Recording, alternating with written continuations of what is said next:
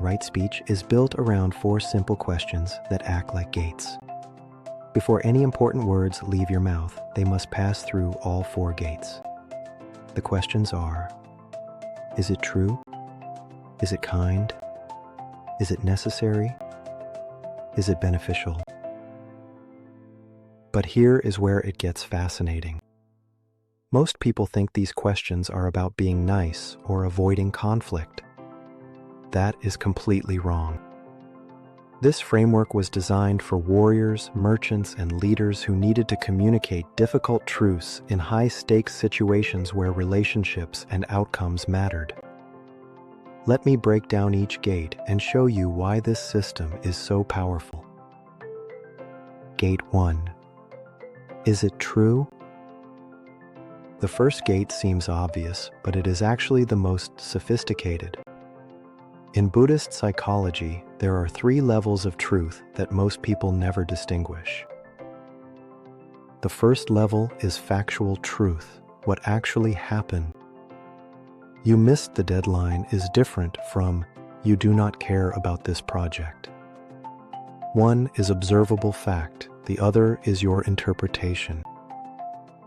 The second level is emotional truth, what you are actually feeling. I am frustrated about the missed deadline is true.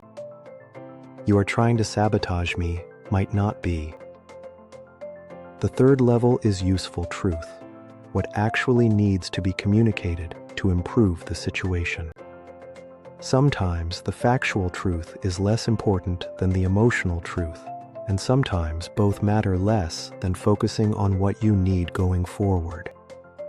Here is what the Buddha understood about truth that modern communication misses. The goal is not to download everything you think and feel. The goal is to share the truth that serves the highest outcome for everyone involved. Gate 2. Is it kind? This is where most people misunderstand right speech completely. They think kind means soft, gentle, or non-confrontational. That is not what the Buddha meant at all. In the original Pali, the word is piyavaka, which means dear speech or speech that serves the well-being of the listener.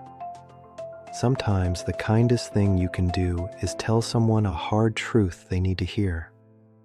Sometimes kindness requires you to set a firm boundary or deliver difficult consequences. A surgeon who needs to operate does not avoid cutting because cutting hurts. The surgeon cuts precisely, skillfully, and only as much as necessary to heal. Right speech works the same way. True kindness in communication means you speak in a way that serves the other person's highest good, even when that requires saying something they do not want to hear. It means you deliver difficult messages in a way that preserves their dignity while addressing the real issue.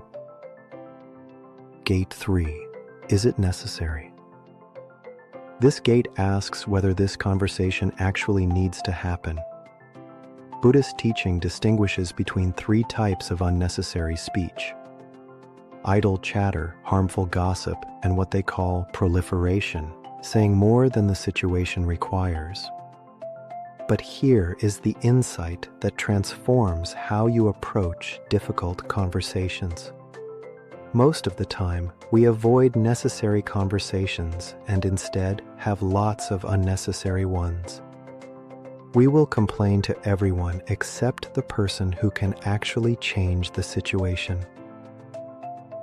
The necessity gate asks, is this the conversation that needs to happen with the person who needs to hear it? If your employee has performance issues, complaining to your spouse is not necessary speech. Having a direct conversation with the employee is.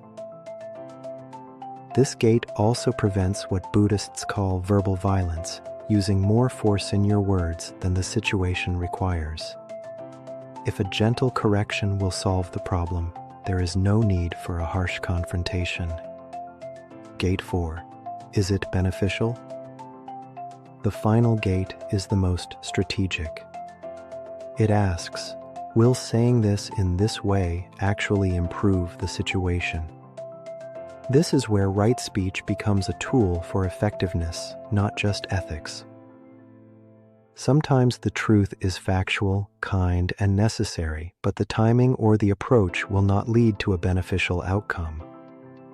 Maybe the other person is too upset to hear feedback right now. Maybe you need to have a private conversation instead of bringing it up in a group meeting. The beneficial gate requires you to consider not just what needs to be said, but when, how, and in what context it will be most likely to create positive change.